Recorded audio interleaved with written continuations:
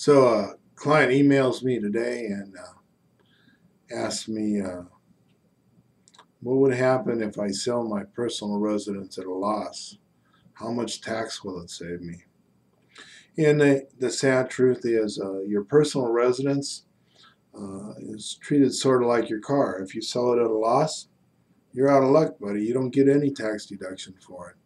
Now, if you sell it at a gain, there's some exclusions. We can talk about those at another time.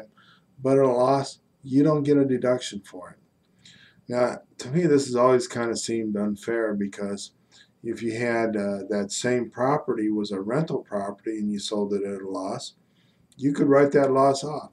You would write it off all in 1 year. If you lost $200,000 selling a rental property, you write it off in 1 year.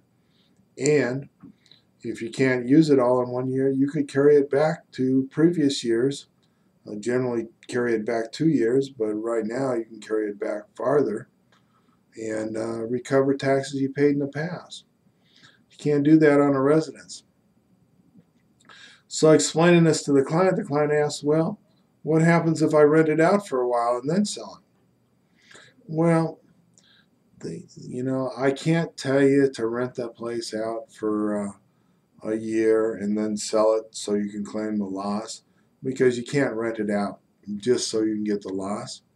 But if you were in a situation where you couldn't afford to live in the house anymore, and so you decided to rent it out for a while, and then when you were renting it out, say after a year or maybe a little longer, you found out that you couldn't afford to keep it rented and pay the difference between the rent and the payments, and you really just couldn't afford the house anymore, so you let it go to foreclosure, you'd have a loss.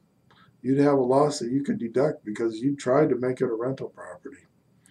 Now, whether that's a good idea really depends on your situation, how much negative you're going to have on the property when you rent it out. If it's going to be a negative, usually it would be, otherwise you'd keep it, right?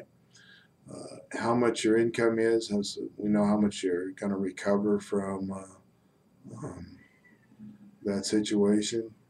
There's a lot of different factors that go into whether it's a good idea to try to make it a rental. But I'm a big fan of real estate, so I always want to explore that possibility with clients before they let the house go into foreclosure and cannot even get a tax deduction for their losses. Everybody's got questions about income taxes and finances, and I have answers. Thanks for listening.